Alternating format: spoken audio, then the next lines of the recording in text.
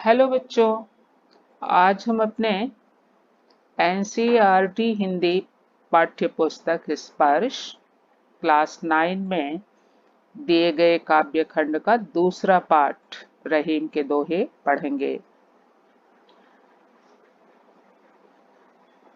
सबसे पहले हम कवि रहीम का परिचय जान लेते हैं, फिर दोहे पढ़ेंगे और उनके अर्थ समझेंगे। कवि रहीम का जन्म लाहौर, जो कि अब पाकिस्तान में है, में सन 1556 में हुआ था। इनका पूरा नाम अब्दुल रहीम खान खाना था। रहीम कवि अरबी, फारसी, संस्कृत और हिंदी के अच्छे जानकार थे। ये सभी भाषाएं उस समय की प्रचलित भाषाएं थीं। इनकी नीतिपरक उक्तियों पर संस्कृत कवियों की स्पष्ट छाप परिलक्षित होती है। इन्होंने जो भी दोहे लिखे हैं, उक्तियां लिखी हैं, उन पर हमें संस्कृत के कवियों की छाप दिखती है।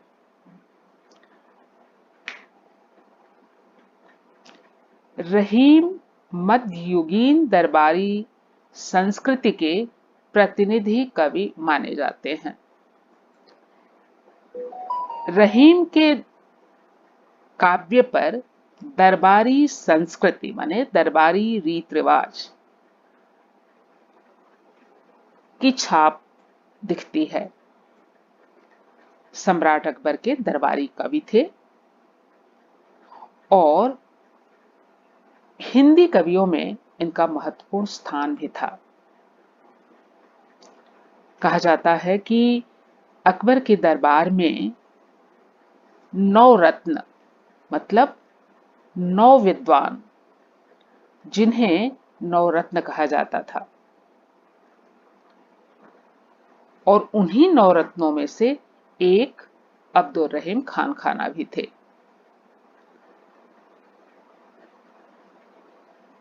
रहीम के काव्य का मुख्य विषय श्रृंगार, नीति और भक्ति है। उन्होंने श्रृंगार रस पर भी काव्य लिखा है।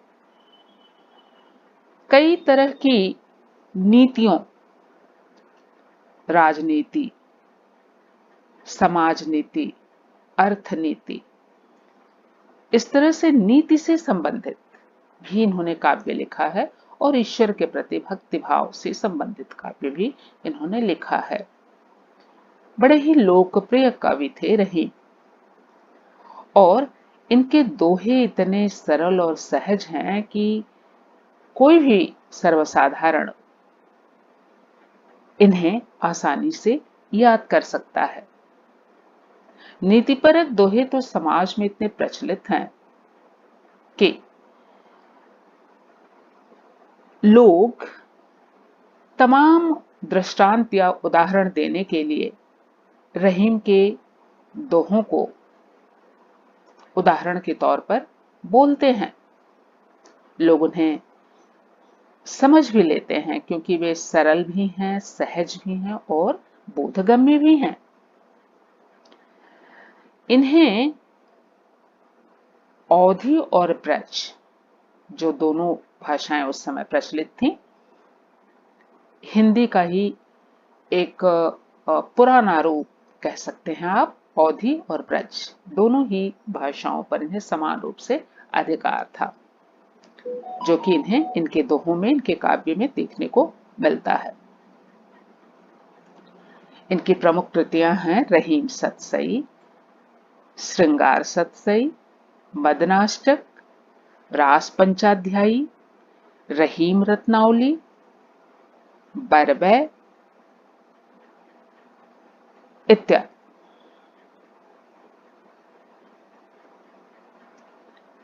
और सभी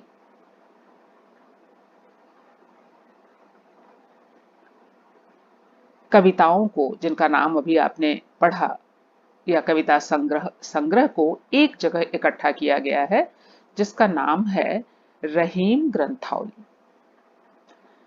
ये ऊपर अभी जितनी आपने कृतियों के नाम सुने, रहीम सतसई, श्रृंगार सतसई, तो ये इन सभी को एक साथ रहीम ग्रंथावली में समाहित कर लिया गया, इकट्ठा कर लिया गया है।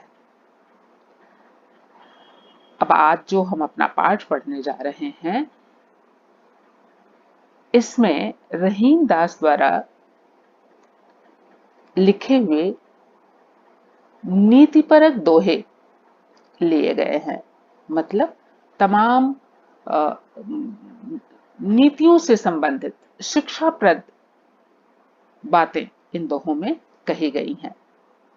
जैसे हमें एक दूसरे के साथ कैसा बर्ताव करना चाहिए, हमें क्या करना चाहिए और क्या नहीं करना चाहिए,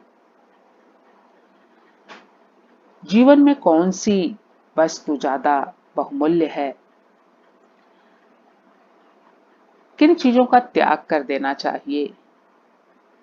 इस तरह से कई दैनिक जीवन में शिक्षाप्रद बातें इन्होंने अपने दोहों में लिखा है, जिसे आज हम पढ़ेंगे और उसका अर्थ समझेंगे।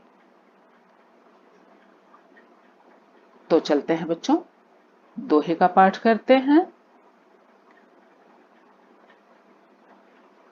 चूंकि रहीम के दोहे गेय हैं, गाने योग्य हैं, अतः इनका हम सस्वर वाचन भी करेंगे और अर्थ भी समझेंगे।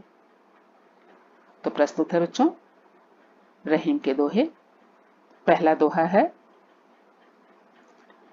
रहीमन धागा प्रेम का, मत तोड़ो चटकाए, टूटे से फिर ना मिले, मिले गांठ परी जाए। रहीम कवि कहते हैं कि प्रेम मनुष्य के जीवन में एक धागे की तरह से है। इसे चटकाए कर, माने एक बार में खट करके नहीं तोड़ना चाहिए। चटकाए का अर्थ है खटाक करके तोड़ देना। तो इसे इस खट से एकाएक चटका कर नहीं तोड़ना चाहिए। क्यों? क्योंकि अगर धागे को जो एक बार टूट जाता है, उसे हम जोड़ने की कोशिश करें तो एक गांठ लगानी पड़ती है। धागा तो तोड़ने के बाद दो टुकड़े में बट जाएगा, फिर उसे जोड़ेंगे तो एक गांठ लगानी पड़ेगी और फिर वह धागा संपूर्ण धागा नहीं रह जाएगा। इसी तरह से प्रेम भी आपस के संबंध के बीच में जो एक प्रेम या विश्वास की भावना होती है, उसे अगर हम तोड़ दें, यह प्रेम चाहे मित्र के प्रति हो या किसी और संबंधी के प्रति हो, इसे अगर हम एक बार तोड़ देते हैं तो यह प्रेम और विश्वास दोबारा कायम नहीं हो पाता है। क्योंकि इसे अगर किसी तरह से बाद में हम कायम भी करें, मित्रता को फिर से जोड़ने की भी कोशिश करें, संबंधों को एक बार फिर से नजदीक लाने की कोशिश करें, तो उसमें एक अविश्वास की गांठ पड़ जाती है। अतः रहीम जी कहते हैं कि मित्रता को या प्रेम के संबंध को हमें चाहिए कि हम उसे संभाल कर रखें, बना कर रखें, उसे टूटने से बचाएं। क्योंकि एक बार जब प्रेम संबंध टूट जाता है तो उसका वही रूप होता है जैसे धागा टूट जाता है, फिर आपस में नहीं जुड़ता है और जुड़ने के बाद उसमें गांठ पड़ जाती है। इसी तरह से आपसी प्रेम संबंध भी टूटने के बाद आसानी से जुड़ता नहीं है, और जुड़ता भी है तो कहीं न कहीं एक दरार, एक गांठ, एक अविश्वास की बात भी बन जाती है, भाव बन जाता है। वैसा पहले जैसा प्रेम संबंध नहीं रह जाता है।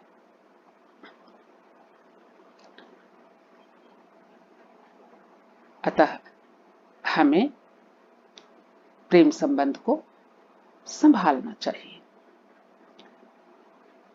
दूसरा दोहा पढ़ते हैं बच्चों। रही मन निज मन की बिथा, मन ही राखो गोय, सुनी अठिलई हैं लोग सब, बाँट न लई हैं कोय।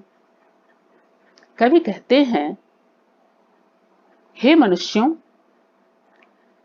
निज मन की बिथा, निज मतलब अपने मन, निज मन अपने मन, बिथा, बिथा मतलब व्यथा, दुख, मन ही राखो गोय, गोय मतलब छिपाकर, मन में ही छिपाकर रखना चाहिए। सुनी अठिलई हैं लोग सब, अठिलई हैं मतलब इतराना, इठलाना, लोग इठलाएंगे। बांट न लय हैं कोई, कोई माने कोई भी उससे बांट नहीं लेगा। अर्थ करते हैं, रहीम कवि कहते हैं कि लोगों, मनुष्यों, सुनो,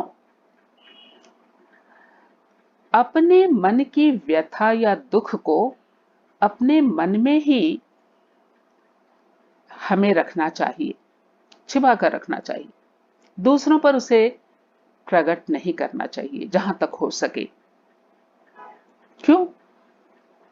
क्योंकि सुनी अठिलई हैं लोग सब, इस दुनिया में, इस समाज में लोग दूसरे का दुख सुनकर इठलाते हैं, खुश होते हैं और मजाक बनाते हैं। दूसरे के दुख को बांटने की कोशिश कोई नहीं करता। बांट न लई है कोई, कोई भी दूसरे के दुख में सहानुभूति प्रकट करना, दूसरे के दुख को कम करने की कोशिश करना, दूसरे के दुख से दुखी होना, यह मनुष्य स्वभाव में बहुत ही कम पाया जाता है। बल्कि लोगों की फितरत होती है दूसरे के दुख के समय खुशी मनाना, इठलाना, उसका मजाक बनाना। अतः हमें चाहिए कि हम अपने व्यथा और अपने दुख को अपने अंदर ही छिपा कर रखें और उससे उबरने की कोशिश करें।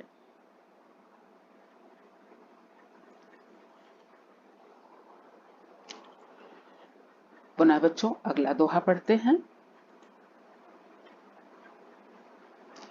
एक साधे सब सधै, सब साधे सब जाय, रही मन मूल ही सींचिबो, फूल फल अघाय।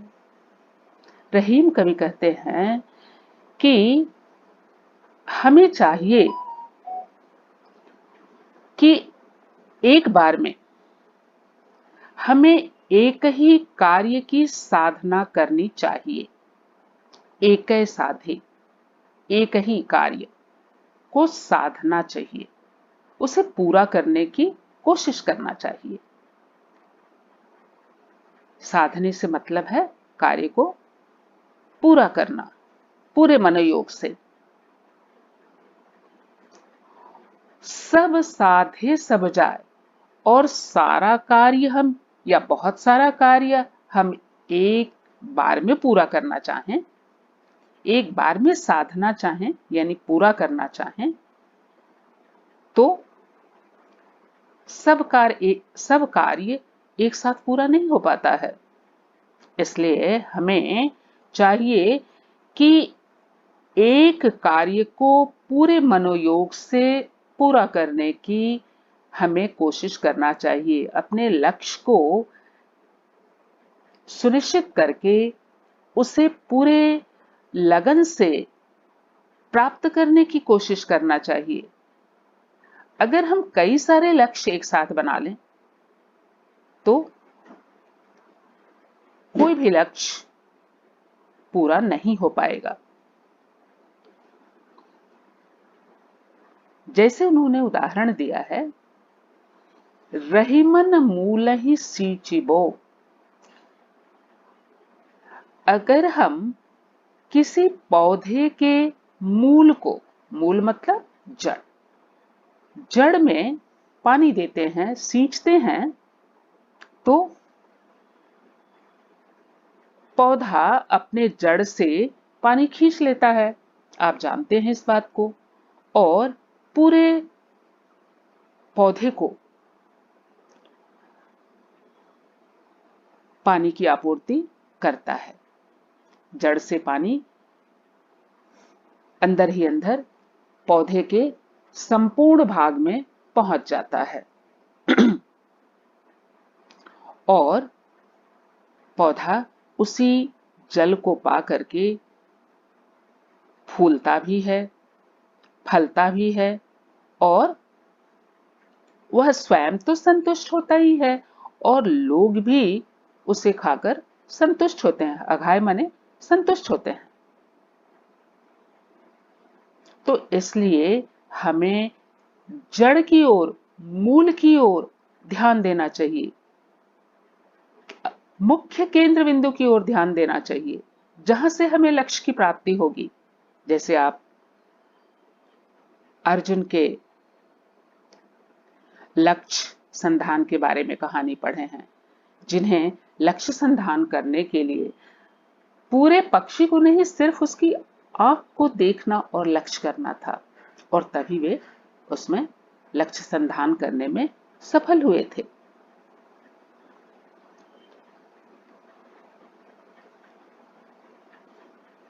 अगला दोहा पढ़ते हैं बच्चों। चित्रकूट में रमि रहे, रहीमन अवध नरेश। जा पर विपदा पड़त है, सो आवत यह देश। कवि रहीम कहते हैं कि चित्रकूट, जो आज उत्तर प्रदेश का एक जिला है, एक पर्वतीय प्रदेश है और यहां पर घने वन या वन्य भूमि भी देखने को मिलती है। इस देश में कौन आया था पुराने समय में रहने के लिए? अवध नरेश, राजा रामचंद्र जी। जब उन्हें वनवास हुआ था तो यहां आकर उन्होंने निवास किया था कुछ समय के लिए। यहां वे रम गए थे कुछ दिनों तक। रम जाना मतलब उन्होंने बड़े ही शांतिपूर्वक, संतोषपूर्वक कुछ दिनों तक यहां निवास किया। अपने वनवास के काल का कुछ समय यहां पर काटा। एक तरह से कवि के अनुसार यह उनके दुख का समय था। अतः अपने दुख के समय में इस पर्वतीय वन्य भूमि में आकर उन्होंने निवास किया। आगे कवि कहते हैं कि जा पर विपदा पड़त है। जिस किसी व्यक्ति पर विपत्ति आ जाती है, विपदा मतलब विपत्ति, दुख आ जाती है, वह व्यक्ति किसी भी वन्य भूमि या पर्वतीय भूमि में जाकर निवास करने के लिए विवश हो जाता है। तो कहते हैं कि चित्रकूट जैसे वन्य भूमि में भी वही लोग आते हैं जो विपत्ति के मारे होते हैं।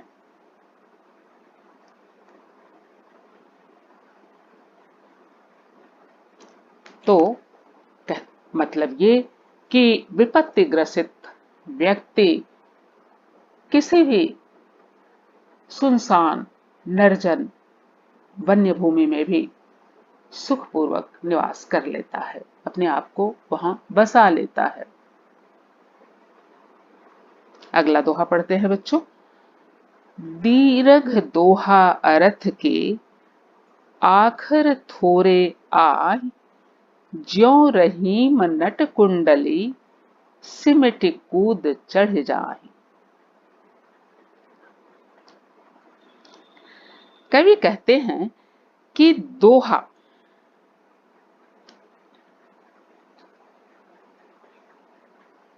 का अर्थ, दीर्घ मतलब दीर्घ, और दोहा तो आप जानते ही हैं, अर्थ मतलब अर्थ। दोहे का जब हम अर्थ पढ़ते हैं या समझते हैं तो वह बहुत बड़ा अर्थ होता है, बहुत बड़ी बातें वह अपने आप में समेटे होता है, समेटे रखता है। यद्यपि आखर, आखर मतलब अक्षर, थोड़े थोड़े से, आही माने होते हैं। दोहे में अगर हम अक्षर और अक्षरों के समूह से शब्द बनता है, तो दोहे में आप देख रहे हैं, हम दोहे पढ़ रहे हैं इस समय, तो दोहे में शब्दों की संख्या बहुत कम है, थोड़े ही हैं, परंतु इन दोहों का अर्थ बहुत बड़ा, बहुत विशाल है, बहुत गंभीर अर्थ है। बड़ी बड़ी बातें छोटे से दोहे में लिख दी गई हैं, कवि लिख चुके हैं या लिखे हैं, आप पढ़ रहे हैं, देख रहे हैं या समझ रहे हैं। कैसे? ज्यों रहीम नट कुंडली, कवि कहते हैं कि जिस प्रकार से नट, नट मतलब बाजीगर, कुंडली, कुंडली माने गोल आकृति, बाजीगर एक गोल आकृति वाली कुंडली या रिंग में किस प्रकार अपने आप को समेटकर उसके अंदर से कूद जाता है या उसके ऊपर से कूद जाता है। सिमट माने अपने आप को समेट कर। तो मतलब छोटी सी जगह से एक बाजीगर, एक कुशल कलाकार अपने आप को इस पार से उस पार निकाल लेता है। इसके लिए वो अपने शरीर को भी समेट लेता है। तो कवि के अनुसार दोहे में भी कुछ शब्दों का प्रयोग करके कवि बड़ी बड़ी बातें कह डालते हैं। ठीक वैसे ही जैसे एक बाजीगर नट कुंडली के या एक गोलाकार आकृति के अंदर से अपने आप को समेटकर बाहर निकाल लेते हैं या उसके ऊपर से चढ़कर कूद जाते हैं। इसके लिए वे अपने आप को, अपने शरीर को समेट लेते हैं, छोटा कर लेते हैं और फिर अपना कौशल प्रदर्शन या कला प्रदर्शन करते हैं।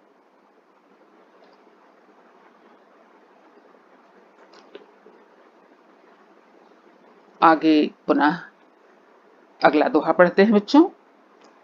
धनी रहीम जल पंक को, लघु जिय पियत अघाय, उदधि बड़ाई कौन है, जगत पिया सो जाए। कवि कहते हैं धनी रहीम जल पंक को, रहीम कवि कहते हैं कि पंख माने कीचड़, पंख माने आप सरोवर भी सरोवर भी अर्थ समझ सकते हैं। सरोवर का जल धन्य है, धनी माने धन्य है, बड़ाई करने योग्य है। लघुजीय पियत अघाय, लघुजीय छोटे छोटे जीव पशु पक्षी, पियत पीकर, अघाय संतुष्ट हो जाते हैं।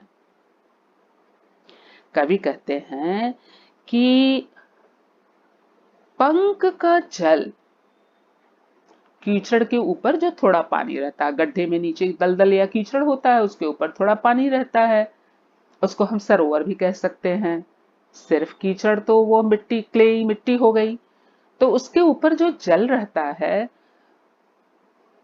गड्ढों में या तालाबों में, उससे छोटे छोटे जीव जंतु पशु पक्षी पीते हैं और संतुष्ट होकर चले जाते हैं।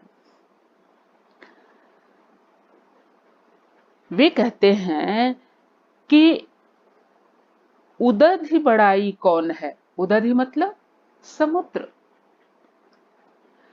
समुद्र की बड़ाई कौन करेगा? उसका जल तो पीने योग्य होता नहीं है। समुद्री जीव भले उस जल को पीते हैं, लेकिन बाहर के, समुद्र से बाहर के जीव जंतु पशु पक्षी उस जल को नहीं पी सकते हैं। आप जानते हैं क्यों नहीं पी सकते हैं? क्योंकि समुद्र का जल खारा होता है। उससे दूसरे पशु पक्षी अपनी प्यास नहीं बुझा सकते हैं। उसके आसपास रहने वाले लोग अगर पशु पक्षी चाहें कि हम समुद्र के जल से अपनी प्यास बुझा लें, तो प्यासे ही रह जाएंगे, उनकी प्यास नहीं बुझेगी। जगत प्यास हो जाए, सारा संसार उससे प्यासा ही रह जाएगा। अतः उदधि जो जल का भंडार है, बहुत जल है उसके पास, लेकिन वह लोगों की प्यास नहीं बुझा पाता, फिर उसकी बड़ाई क्यों की जाए? वह बड़ाई करने योग्य फिर नहीं है। उससे अच्छा तो छोटा मोटा गड्ढा या तालाब का जल है, जो कीचड़ से भरा रहता है, थोड़ा सा ऊपर पानी रहता है, लेकिन उस पानी को तो पशु पक्षी जीव जंतु पीते हैं और अघा जाते हैं, संतुष्ट हो जाते हैं। तो प्रशंसा तो उसकी होनी चाहिए। कवि का संकेत है कि संसार में बहुत से लोग हैं जिनके पास तमाम संसाधन हैं, सक्षम हैं, वो दूसरों की मदद कर सकते हैं, पर ऐसा वो नहीं करते हैं। तो फिर वो बड़ाई करने योग्य नहीं है। उनके धन का दूसरों को कोई फायदा नहीं है, उनकी उनकी क्षमता, उनके संसाधनों का दूसरे को कोई फायदा नहीं है।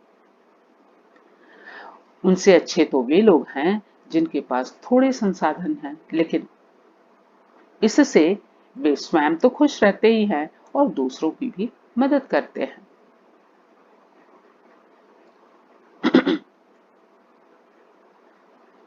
अगला दोहा पढ़ते हैं बच्चों। नादरी झितन देत मृग, नर धन हेत समेत, तेरहीम पशु से अधिक, रीझहु कछु न देत। नाद मतलब संगीत, रीझना मतलब आकर्षित होना, तन माने शरीर और मृग माने हिरन। कहा जाता है कि हिरन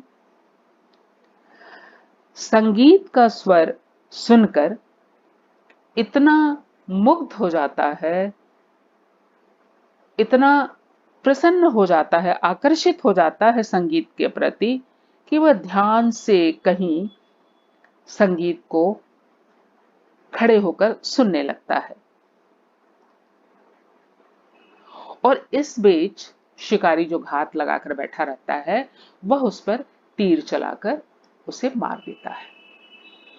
तो इस तरह संगीत सुनने के धुन में या संगीत सुनने के मोह में मृग को, हिरन को अपनी जान गंवानी पड़ जाती है। परंतु नर धन हेत समेत, नर माने मनुष्य, वह भी, मनुष्य भी मर मिटता है धन हेतु, सांसारिक संपत्ति पाने के लिए। मनुष्य क्या करता है, सांसारिक संपत्ति पाने के लिए, भौतिक संपदा पाने के लिए अपना संपूर्ण, समेत माने संपूर्ण, जोर लगा देता है। यह अपनी जान देने पर भी आमादा हो जाता है। नर धन हेत समेत, मनुष्य धन हेतु अपना संपूर्ण हारने को तैयार हो जाता है। ते रहीम पशु से अधिक, और ऐसे लोग जो धन हेतु कुछ भी करने को तैयार हो जाते हैं या अपना बहुत कुछ नुकसान सहने को तैयार हो जाते हैं, वे पशु से भी अधिक बड़े पशु हैं। ते रहीम पशु से अधिक, वे पशु से भी अधिक मूर्ख हैं।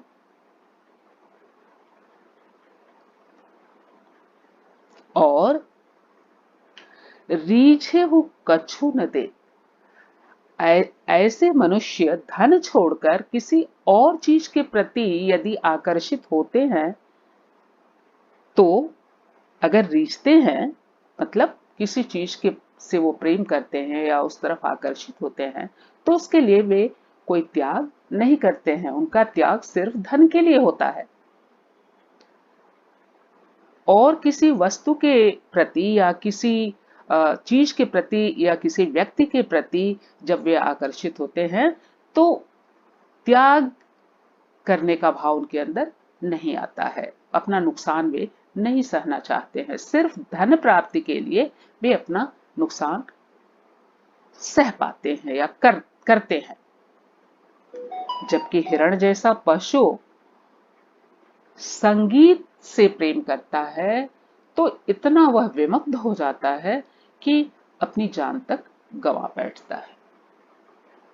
तो मृग अच्छा है ऐसे लोगों से, ऐसे मनुष्यों से जिनके अंदर लोगों के लिए त्याग की भावना नहीं है।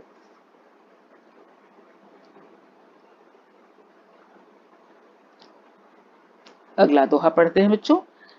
बिगड़ी बात बने नहीं, लाख करो किन कोय, रही मन फाटे दूध को, मथे न माखन होय। रहीम कवि कहते हैं कि बिगड़ी बात बने नहीं, जब बात एक बार बिगड़ जाती है, हम कोई काम करना चाहते हैं, किसी किन्हीं लोगों से हम कोई समझौता करना चाहते हैं,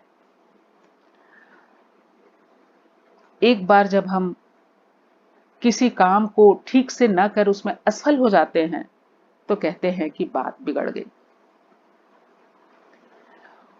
और फिर या आपस में हमारे जो संबंध होते हैं, वो अगर एक बार जब बिगड़ जाते हैं संबंध आपसी, हम अपना विश्वास खो देते हैं। जब किसी अपने मित्र के मन में हमारे प्रति विश्वास जब खत्म हो जाता है, तो फिर से अपना विश्वास कायम करना, बात को बनाना, काम को बनाना बहुत मुश्किल हो जाता है। लाख करो किनको, लाख कोशिश करो, बिगड़ी हुई बात, बिगड़ा हुआ कार्य, बिगड़ा हुआ विश्वास फिर से कायम नहीं हो पाता है। कैसे? कवि कहते हैं कि दूध एक बार फट जाता है, जब खराब हो जाता है, आपने देखा होगा बहुत गर्मी पड़ती है, दूध फट जाता है, और फिर दूध जैसा अमृत पदार्थ एक बार बिगड़ जाने के बाद फिर कुछ बनाने लायक नहीं रहता है। उसे हम बार बार मथें और उससे मक्खन नहीं निकलता, उससे हम दही नहीं जमा सकते, उससे हम और भी कोई दूध का अच्छा कोई मिष्ठान्न नहीं बना सकते। इसलिए हमें अपने जीवन में बड़ा सावधान रहना चाहिए। अपने काम को, अपने विश्वास को, अपने व्यक्तित्व को दूध की तरह से फटने नहीं देना चाहिए, उसे संभाल कर रखना चाहिए, क्योंकि एक बार जब वो खराब हो जाएगा तो फिर दोबारा वह अपने पुरानी स्थिति में नहीं लौट सकता और न ही उससे कोई लाभ हो सकता है। जैसे दूध में मक्खन है लेकिन दूध बिगड़ गया तो मक्खन नहीं निकलेगा, वैसे ही हमारा विश्वास खत्म हो गया तो फिर हमारी साख समाज में कायम नहीं हो पाती है। रही मन देखी बड़े न को, लघु न दीजिए डार, जहाँ काम आवे सुई, कहा करे तरवार। रहीम कवि कहते हैं कि बड़े लोगों को देखकर या बड़ी चीजों को देखकर छोटी चीजों को या छोटे लोगों को यूं ही मत डाल दीजिए, यूं ही मत छोड़ दीजिए, क्योंकि इस संसार में हर बड़ी और छोटी वस्तुओं का स्थान होता है, मूल्य होता है, काम होता है। जैसे जहां सुई का काम है, जहां काम आवे सुई, कपड़ा सीना सुई से ही होगा, कांटा निकालना सुई से ही होगा, कोई बारीक होल बनाना सुई से ही होगा। हमारे पास बड़ी तलवार है तो हम तलवार से कपड़ा सीने का काम तो नहीं कर सकते, कांटा निकालने का काम तो नहीं कर सकते। सुई का अपना महत्व है और तलवार का अपना महत्व है, इसलिए अगर हमारे पास तलवार है तो अपने पास की सुई हमें उठाकर फेंक नहीं देना चाहिए। दोनों ही अपनी अपनी जगह पर महत्वपूर्ण है, दोनों का ही अपना अपना काम है। इस संसार में जो कुछ भी है ईश्वर की सृष्टि में, कुछ भी अनावश्यक नहीं है। मनुष्यों में भी सब लोग सब काम नहीं कर पाते हैं, लेकिन कोई भी मनुष्य ऐसा नहीं है जो व्यर्थ है, बेकार है, जिसमें कोई गुण नहीं, सब में कुछ न कुछ गुण है। अतः हमें सबका सम्मान करना चाहिए।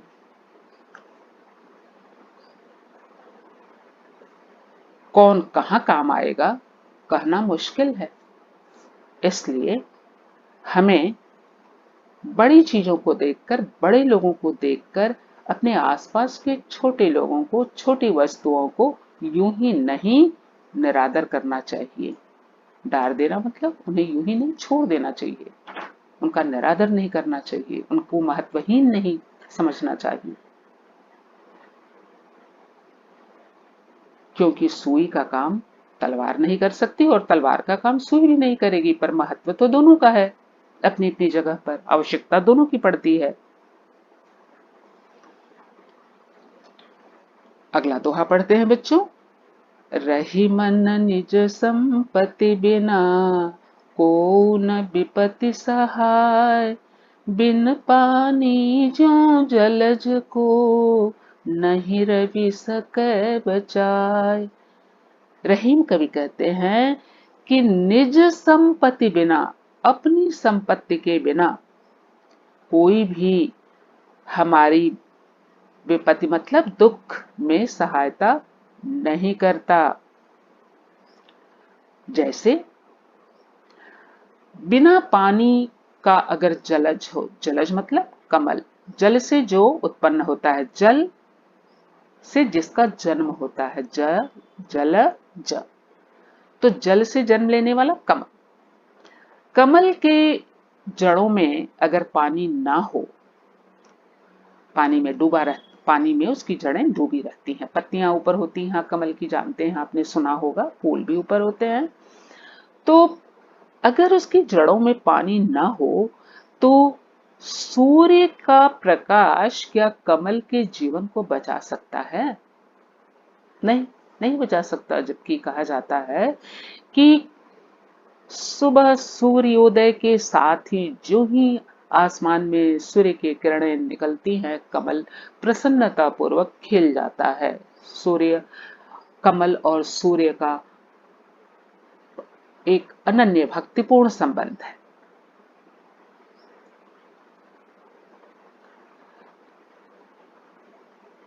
सूर्य के बिना कमल नहीं खिलता है, लेकिन स्वयं कमल के पास अपना जल तो होना चाहिए। अगर उसकी जड़ों में जल नहीं है तो सूर्य का तमाम प्रकाश उसे खिला नहीं सकता है, उसके जीवन को बचा नहीं सकता है। इसलिए कहते हैं कि हम जब स्वयं अपनी मदद करते हैं तो ईश्वर भी हमारी मदद करता है। जब हम स्वयं अपनी मदद करते हैं तो दूसरे लोग हमारी मदद करते हैं। हमारी हिम्मत और हमारा आत्मबल जब तक हमारे पास नहीं है, तब तक मित्रगण तो क्या, ईश्वर भी हमारी मदद नहीं कर सकता। वैसे ही रहीम कवि कहते हैं कि स्वयं की संपत्ति, यहां संपत्ति का मतलब धन तो है ही, साथ में अपना आत्मबल भी कहा जा सकता है। स्वयं की संपत्ति, स्वयं का आत्मबल, स्वयं का धैर्य होना बहुत ही आवश्यक है। तभी हम अपनी विपत्ति से उबर सकते हैं, तभी हम विपत्ति से हमारी रक्षा हो सकती है। बिना स्वयं अपनी सहायता किए हुए दूसरा कोई हमारी विपत्ति में सहायता नहीं कर सकता है। वैसे ही जैसे कमल के पास अगर स्वयं जल ना हो तो सूर्य का प्रकाश उसकी कोई मदद नहीं कर सकता। अगला दोहा पढ़ते हैं बच्चों, और अंतिम दोहा आपके पाठ का। रही मन पानी राखिए, बिन पानी सब सून, पानी गए न ऊपरे, मोती मानुष चून। बड़ा ही महत्वपूर्ण दोहा है बच्चों। कवि रहीम कहते हैं कि पानी इस दुनिया में बड़ा ही महत्वपूर्ण पदार्थ है। इसे रखिए, इसे बचाइए। बिन पानी सब सून, अगर दुनिया में पानी ना हो तो जीवन संभव है नहीं। सब कुछ सूना हो जाएगा, सब कुछ नष्ट हो जाएगा। बच्चों, पानी का यहाँ पर श्लेषात्मक अर्थ भी है, जिसे हम नीचे वाली लाइन में पढ़ते हैं। कवि कहते हैं पानी गए न उबरे। अगर अगर पानी चाहिए, पहले सामान्य अर्थ पानी का पढ़ते हैं। पानी अगर ना हो, पानी अगर सूख जाए, चला जाए, तो 3 लोगों का उबरना मुश्किल हो जाता है। पानी बिना तो कोई भी नहीं, सृष्टि ही नहीं चलेगी। लेकिन ये 3 लोग पानी से ज्यादा ही प्रभावित हो जाएंगे, ऐसा कवि का मत है। कौन कौन? मोती, मानुस और चून। मोती आप जानते हैं। पहली बात बच्चों, पानी का सामान्य अर्थ लेते हैं। मोती आप जानते हैं सीपी से निकलता है और सीपी पानी में रहती है। पानी में रहकर ही सीपी के गर्भ में मोती का विकास होता है। मनुष्य के लिए भी पानी आवश्यक है, आप जानते ही हैं। सभी जीव जंतु, पशु पक्षी, पेड़ पौधे, सबके लिए पानी आवश्यक है। उसी से उसका जीवन है। चून, चून के लिए भी पानी सामान्य रूप से, चून मतलब आटा भी होता है बच्चों। चून का मतलब चूने से भी होता है, जो क्ले की तरह से पान या कत्थे और खैनी के साथ लोग खाते हैं। सामान्य पानी की उसको जरूरत होती है। पानी का एक दूसरा श्लेषात्मक अर्थ, छिपा हुआ अर्थ है चमक। मोती के अर्थ में पानी का अर्थ है मोती की चमक। मोती में अगर पानी ना हो, यानी चमक ना हो, तो फिर मोती का मूल्य खत्म हो जाएगा। मोती को कोई मोती नहीं समझेगा, वो सामान्य दाने की तरह हो जाएगा। इसी तरह से मनुष्य के लिए पानी का श्लेषात्मक अर्थ है उसकी मान मर्यादा, उसका सम्मान। मनुष्य के जीवन में अगर उसका सम्मान, उसकी मान प्रतिष्ठा न स्थापित हो सके समाज में, तो फिर मनुष्य होने का कुछ अर्थ नहीं रह जाएगा, मानव जीवन ही व्यर्थ हो जाएगा। अतः और चूना, चूना बच्चों, चून का मतलब जैसा कि दिया गया है, चून का मतलब आटा, आटे को पानी लगाकर ही गूंथते हैं और फिर आटा गूंथे जाने के बाद फिर रोटी बनाने योग्य हो जाता है। और हमने ये भी सुना है कि चूना, जो कि लाइमस्टोन जिसको आप कहते हैं, उसे जब ले आते हैं तो उसे उबलते पानी में मिलाते हैं, मतलब चूने को हंडी या किसी बर्तन में रखकर फिर उसमें उबला हुआ पानी डाल देते हैं। कुछ देर में वो खत खत करके चूना जो है क्ले की तौर पे हंडी में नीचे बैठ जाता है और पानी ऊपर रहता है। फिर उस चूने को खाने में और बड़ा औषधीय गुण होता है कहा जाता है चूने में, तो उसे पान में या खैनी में उसको खाते हैं और भी औषधियों में उसका प्रयोग होता है।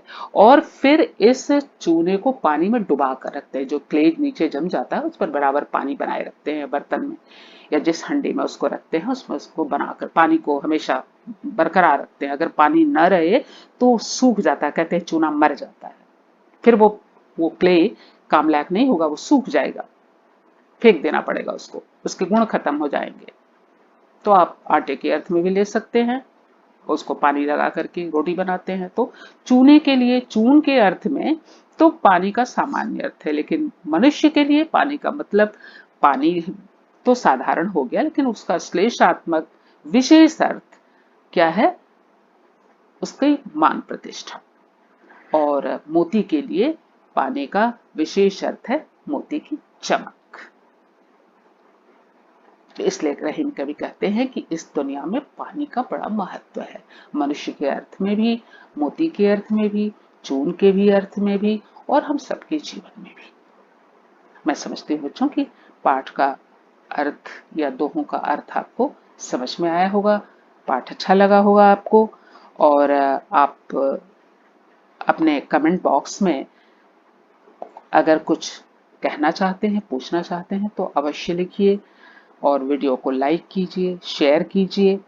और आपके कमेंट से मुझे यह समझ में आएगा कि हमसे आपको और किस प्रकार के इम्प्रूवमेंट की या किस प्रकार की और सहायता की आवश्यकता है, जिससे मैं आपकी मदद कर सकूं। प्रश्न उत्तर मैं अगले वीडियो में या पीडीएफ में आपको भेजूंगी। तब तक के लिए धन्यवाद।